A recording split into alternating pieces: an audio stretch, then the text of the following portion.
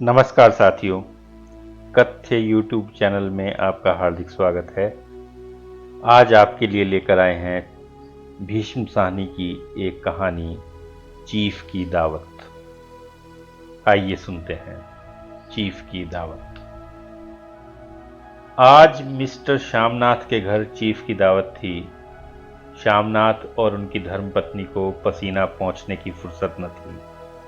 पत्नी dressing gown पहने, उलझे हुए बालों का जूड़ा बनाए, मुंह पर फैली हुई सुर्खी और पाउडर को मले, और मिस्टर श्यामनाथ सिगरेट पर सिगरेट फूंकते हुए चीज़ों की फहरिस्त हाथ में थामे एक कमरे से दूसरे कमरे में आ जा रहे थे। आखिर 5 बजते बजते तैयारी मुकम्मल होने लगी। कुर्सियां, मेज, तिपाइयां, नैपकिन, फूल सब बरामदे में पहुंच गए। ड्रिंक का इंतज़ाम बैठक में कर दिया गया। अब घर का फालतू सामान अलमारियों के पीछे और पलंगों के नीचे छिपाया जाने लगा। तभी श्यामनाथ के सामने सहसा एक अड़चन खड़ी हो गई। माँ का क्या होगा? इस बात की ओर ना उनका और ना उनकी कुशल गृहिणी का ध्यान गया था। मिस्टर श्यामनाथ श्रीमती की ओर घूमकर अंग्रेजी में बोले, माँ का क्या होगा? श्रीमती काम करते करते ठहर गईं और थोड़ी देर तक सोचने के बाद बोली, इन्हें पिछवाड़े इनकी सहेली के घर भेज दो। रात भर बेशक वहीं रहें, कल आ जाएं। श्यामनाथ सिगरेट मुंह में रखे सिकुड़ी आंखों से श्रीमती के चेहरे की ओर देखते हुए पल भर सोचते रहे। फिर सिर हिलाकर बोले, नहीं, मैं नहीं चाहता कि उस बुढ़िया का आना जाना यहाँ फिर से शुरू हो। पहले ही बड़ी मुश्किल से बंद किया था। माँ से कहें कि जल्दी ही खाना खा के शाम को ही अपनी कोठरी में चली जाएं। मेहमान कहीं 8 बजे आएंगे, इससे पहले ही अपने काम से निपट लें। सुझाव ठीक था, दोनों को पसंद आया, मगर फिर सहसा श्रीमती बोल उठीं। जो वह सो गईं और नींद में खर्राटे लेने लगीं, तो साथ ही तो बरामदा है जहां लोग खाना खाएंगे। तो इन्हें कह देंगे कि अंदर से दरवाज़ा बंद कर लें, मैं बाहर से ताला लगा दूंगा। या माँ को कह देता हूँ कि अंदर जाकर सोएं नहीं, बैठी रहें। और क्या? और जो सो गई तो डिनर का क्या मालूम कब तक चले? 11-11 बजे तक तो तुम ड्रिंक ही करते रहते हो। श्यामनाथ कुछ खींच उठे, हाथ झटकते हुए बोले, अच्छी भली यह भाई के पास जा रही थी, तुमने यूं ही खुद अच्छा बनने के लिए बीच में टांग अड़ा दी। वाह, तुम माँ और बेटे की बातों में मैं क्यों बुरी बनूं? तुम जानो और वह जाने। मिस्टर श्यामनाथ चुप रहे। यह मौका बहस का न था, समस्या का हल ढूंढने का था। उन्होंने घूमकर माँ की कोठरी की ओर देखा। कोठरी का दरवाज़ा बरामदे में खुलता था। बरामदे की ओर देखते हुए झट से बोले, मैंने सोच लिया है। और उन्हीं कदमों से माँ की कोठरी के बाहर जा खड़े हुए। माँ दीवार के साथ एक चौकी पर बैठी, दुपट्टे में मुंह सिर लपेटे माला जप रही थीं। सुबह से तैयारी होती देखते हुए माँ का दिल भी धड़क रहा था। बेटे के दफ्तर का बड़ा साहब घर पर आ रहा है, सारा काम सुबीते से चल जाए। माँ, आज तुम खाना जल्दी खा लेना, मेहमान लोग 7:30 बजे आ जाएंगे। माँ ने धीरे से मुंह पर से दुपट्टा हटाया और बेटे को देखते हुए कहा, आज मुझे खाना नहीं खाना है बेटा, तुम तो जानते हो मांस मछली बने तो मैं कुछ नहीं खाती। जैसे भी हो अपने काम से जल्दी निपट लेना।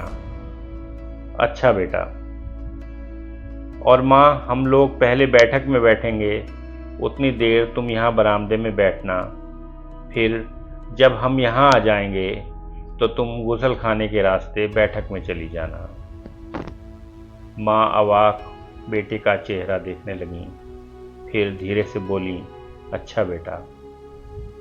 और माँ, आज जल्दी सो नहीं जाना, तुम्हारे खर्राटों की आवाज़ दूर तक जाती है।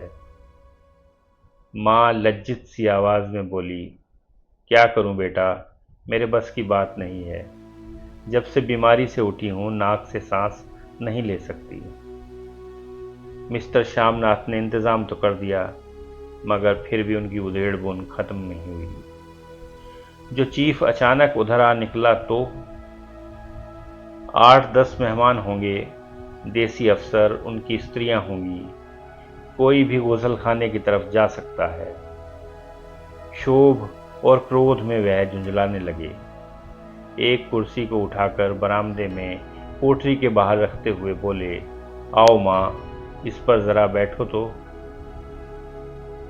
माँ माला संभालती, पल्ला ठीक करती उठी और धीरे से कुर्सी पर आकर बैठ गईं। यूं नहीं माँ, टांगे ऊपर चढ़ाकर नहीं बैठते, यह खाट नहीं है। माँ ने टांगे नीचे उतार ली। और खुदा के वास्ते नंगे पांव नहीं घूमना, ना ही वह खड़ाऊ पहनकर सामने आना। किसी दिन तुम्हारी यह खड़ाऊ उठाकर मैं बाहर फेंक दूंगा। माँ चुप रही। कपड़े कौन से पहनोगी माँ? जो है वही पहनूंगी बेटा, जो कहो पहन लूंगी। मिस्टर श्यामनाथ सिगरेट मुंह में रखे, फिर अधखुली आंखों से मां की ओर देखने लगे और मां के कपड़ों की सोचने लगे। श्यामनाथ हर बात में तरतीब चाहते थे। घर का सब संचालन उनके अपने हाथ में था। खूंटियां कमरों में कहाँ लगाई जाएं, बिस्तर कहाँ पर बिछें, किस रंग के पर्दे लगाए जाएं, श्रीमती कौन सी साड़ी पहने, मेज़ किस साइज की हो। श्यामनाथ को चिंता थी कि अगर चीफ का साक्षात माँ से हो गया तो कहीं लज्जित नहीं होना पड़े। माँ को सिर से पांव तक देखते हुए बोले, तुम सफ़ेद कमीज़ और सफ़ेद सलवार पहन लो माँ, पहन के आओ तो ज़रा देखूं। माँ धीरे से उठी और अपनी कोठरी में कपड़े पहनने चली गईं। यह माँ का झमेला ही रहेगा। उन्होंने फिर अंग्रेजी में अपनी स्त्री से कहा, कोई ढंग की बात हो तो भी कोई कहे, अगर कहीं कोई उल्टी सीधी बात हो गई, चीफ को बुरा लगा तो सारा मज़ा जाता रहेगा। माँ सफ़ेद कमीज़ और सफ़ेद सलवार पहनकर बाहर निकली। छोटा सा कद, सफ़ेद कपड़ों में लिपटा, छोटा सा सूखा हुआ शरीर, धुंधली आंखें, केवल सिर के आधे झड़े हुए बाल पल्ले की ओट में छिप पाए थे। पहले से कुछ ही कम कुरूप नजर आ रही थी। चलो ठीक है, कोई चूड़ियाँ वूड़ियाँ हों तो वह भी पहन लो, कोई हर्ज नहीं। चूड़ियाँ कहाँ से लाऊं बेटा, तुम तो जानते हो सब जेवर तुम्हारी पढ़ाई में बिक गए।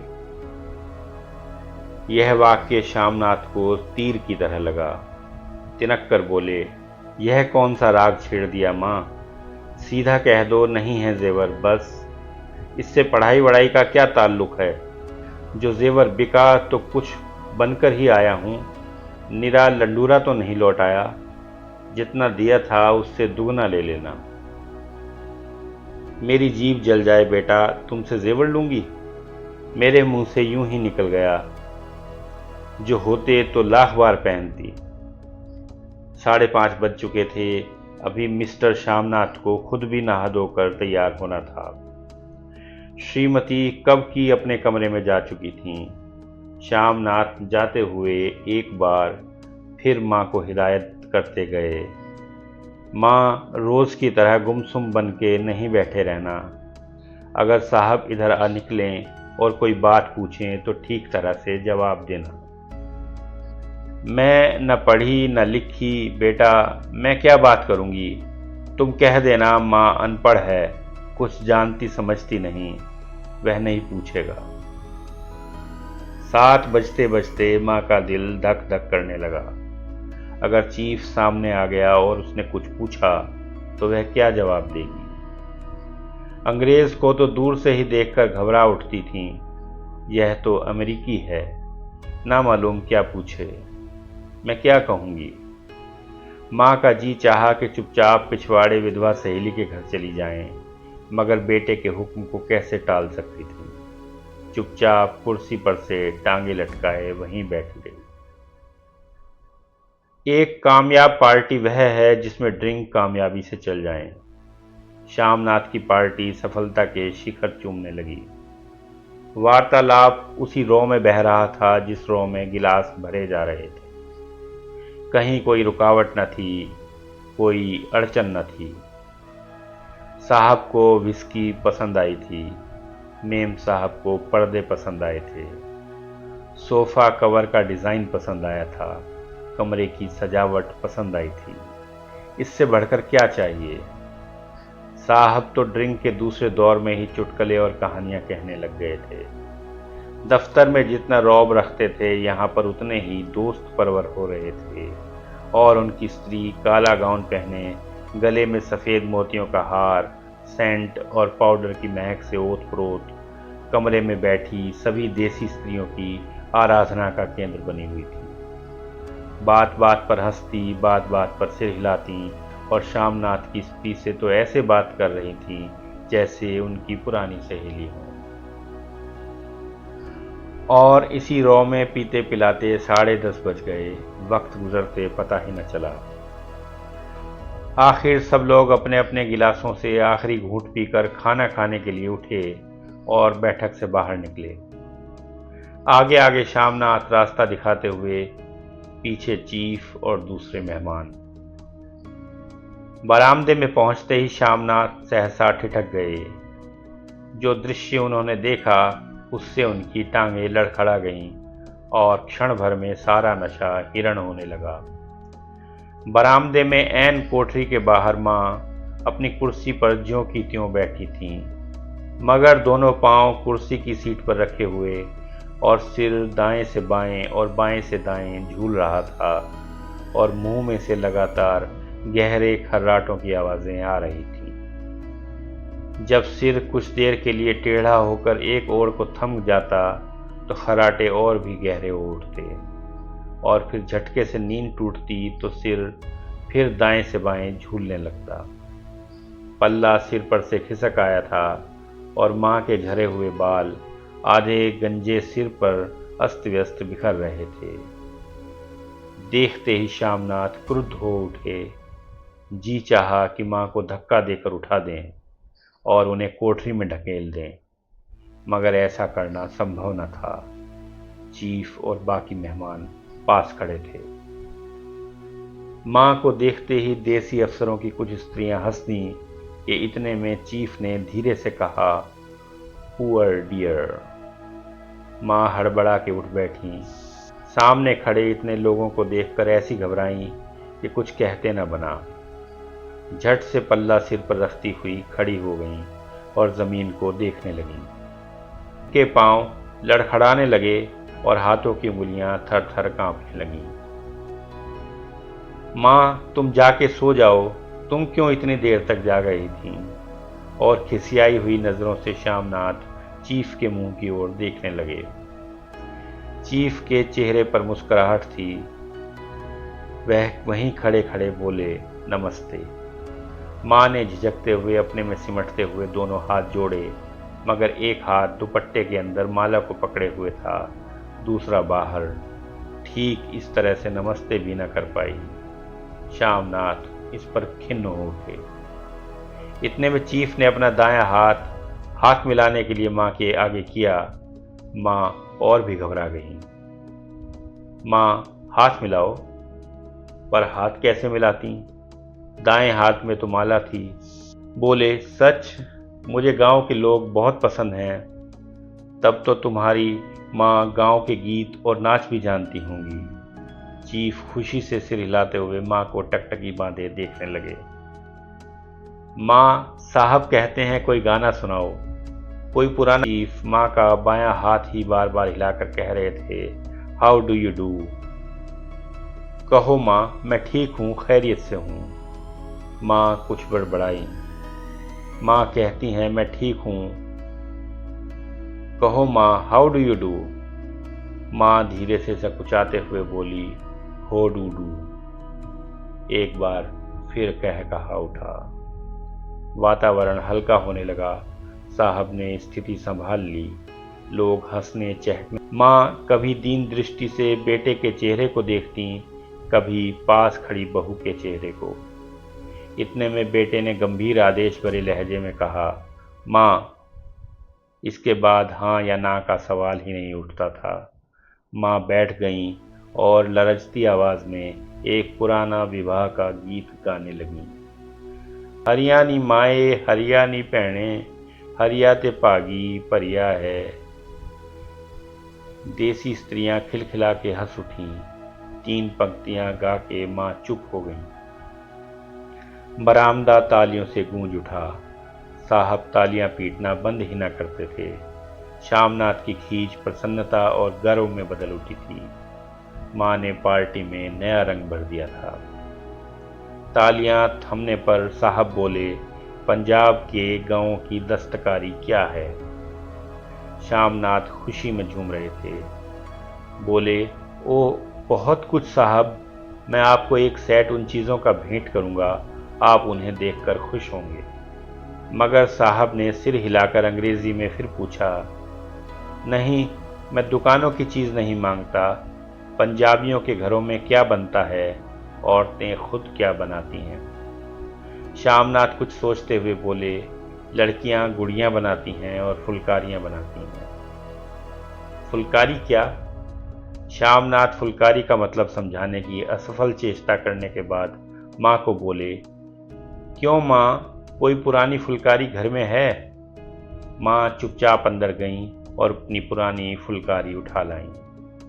साहब बड़ी रुचि से फुलकारी देखने लगे। पुरानी फुलकारी थी, जगह जगह से उसके तागे टूट रहे थे और कपड़ा फटने लगा था। साहब की रुचि देखकर श्यामनाथ बोले, यह फटी हुई है साहब, मैं आपको नई बनवा दूंगा। माँ बना देंगी। क्यों माँ, साहब को फुलकारी बहुत पसंद है, इन्हें एक ऐसी फुलकारी बना दोगी ना? माँ चुप रहीं, फिर डरते डरते धीरे से बोली, अब मेरी नज़र कहाँ है बेटा, बूढ़ी आंखें क्या देखेंगी? मगर माँ का वाक्य बीच में ही तोड़ते हुए श्यामनाथ साहब को बोले, वह ज़रूर बना देंगी, आप उसे देखकर खुश होंगे। साहब ने सिर हिलाया, धन्यवाद किया और हल्के हल्के झूमते हुए खाने की मेज़ की ओर बढ़ गए। बाकी मेहमान भी उनके पीछे पीछे हो लिए। जब मेहमान बैठ गए और माँ पर से सबकी आंखें हट गईं, तो माँ धीरे से कुर्सी पर से उठीं और सबसे नज़र बचाती हुई अपनी कोठरी में चली गईं। मगर कोठरी में बैठने की देर थी कि आंखों में छल छल आंसू बहने लगे। वह दुपट्टे से बार बार उन्हें पोंछती, पर वह बार बार उमड़ आते, जैसे बरसों का बांध तोड़कर उमड़ आए हों। माँ ने बहुतेरा दिल को समझाया, हाथ जोड़े, भगवान का नाम लिया, बेटे के चिरायु होने की प्रार्थना की, बार बार आंखें बंद की, मगर आंसू बरसात के पानी की तरह जैसे थमने में ही न आते थे। आधी रात का वक्त होगा। मेहमान खाना खाकर एक एक करके जा चुके थे। माँ दीवार से सटकर बैठी, आंखें फाड़े दीवार को देखे जा रही थीं। घर के वातावरण में तनाव ढीला पड़ चुका था। मोहल्ले की निस्तब्धता श्यामनाथ के घर पर भी छा चुकी थी। केवल रसोई में प्लेटों के खनकने की आवाज़ आ रही थी। तभी सहसा माँ की कोठरी का दरवाज़ा जोर से खटकने लगा। माँ, दरवाज़ा खोलो। माँ का दिल बैठ गया। हड़बड़ाकर उठ बैठी, क्या मुझसे फिर कोई भूल हो गई? माँ कितनी देर से अपने आप को कोस रही थीं कि क्यों उन्हें नींद आ गई, क्यों वह ऊँघने लगी, क्या बेटे ने अभी तक क्षमा नहीं किया? माँ उठी और कांपते हाथों से दरवाज़ा खोल दिया। दरवाज़ा खुलते ही श्यामनाथ झूमते हुए आगे बढ़ाए और माँ को आलिंगन में भर लिया। ओ अम्मी, तुमने तो आज रंग ला दिया। साहब तुमसे इतना खुश हुआ कि क्या कहूँ। ओ अम्मी, अम्मी। माँ की छोटी सी काया सिमट कर बेटे के आलिंगन में छिप गई। माँ की आंखों में फिर आंसू आ गए। उन्हें पोंछती हुई धीरे से बोली, बेटा तुम मुझे हरिद्वार भेज दो, मैं कब से कह रही हूँ। श्यामनाथ का झूमना सहसा बंद हो गया और उसकी पेशानी पर फिर तनाव के बल पड़ने लगे। उनकी बाहें माँ के शरीर पर से हट आईं। क्या कहा माँ? यह कौन सा राग तुमने फिर छेड़ दिया? श्यामनाथ का क्रोध बढ़ने लगा। बोलते गए, तुम मुझे बदनाम करना चाहती हो ताकि दुनिया कहे कि बेटा माँ को अपने पास नहीं रख सकता। नहीं बेटा, अब तुम अपनी बहू के साथ जैसा मन चाहे रहो। मैंने अपना खा पहन लिया। अब यहाँ क्या करूँगी? जो थोड़े दिन जिंदगानी के बचे हैं, भगवान का नाम लूँगी। तुम मुझे हरिद्वार भेज दो। तुम चली जाओगी तो फुलकारी कौन बनाएगा? साहब से तुम्हारे सामने ही फुलकारी देने का इकरार किया है। मेरी आंखें अब नहीं है बेटा जो फुलकारी बना सकूं। तुम कहीं और से बनवा लो, बनी बनाई ले लो। माँ, तुम मुझे धोखा देके यूं चली जाओगी, मेरा बनता काम बिगाड़ोगी। जानती नहीं साहब खुश होगा तो मुझे तरक्की मिलेगी। माँ चुप हो गई, फिर बेटे के मुंह की ओर देखती हुई बोली, क्या तेरी तरक्की होगी? क्या साहब तेरी तरक्की कर देगा? क्या उसने कुछ कहा है? कहा नहीं, मगर देखती नहीं कितना खुश होकर गया है। कहता था जब तेरी माँ फुलकारी बनाना शुरू करेंगी तो मैं देखने आऊँगा कि कैसे बनती है। जो साहब खुश हो गया तो मुझे इससे बड़ी नौकरी भी मिल सकती है। मैं बड़ा अफसर बन सकता हूँ। माँ के चेहरे का रंग बदलने लगा। धीरे धीरे उनका झुर्रियों भरा मुंह खिलने लगा। आंखों में हल्की हल्की चमक आने लगी। तो तेरी तरक्की होगी बेटा। तरक्की यूं ही हो जाएगी? साहब को खुश रखूंगा तो कुछ करेगा, वरना उसकी खिदमत करने वाले और थोड़े हैं। तो मैं बना दूंगी बेटा, जैसे बन पड़ेगा बना दूंगी। और माँ दिल ही दिल में फिर बेटे के उज्जवल भविष्य की कामनाएं करने लगी। और मिस्टर श्यामनाथ, अब सो जाओ माँ, कहते हुए तनिक लड़खड़ाते हुए अपने कमरे की ओर घूम गए। भीष्म साहनी। दोस्तों, यदि आपको हमारे इस चैनल की सामग्री पसंद आती है तो कृपया इसे सब्सक्राइब करें और अपने मित्रों के साथ शेयर करें और टिप्पणी के माध्यम से अपनी राय से हमें अवगत कराएं। धन्यवाद।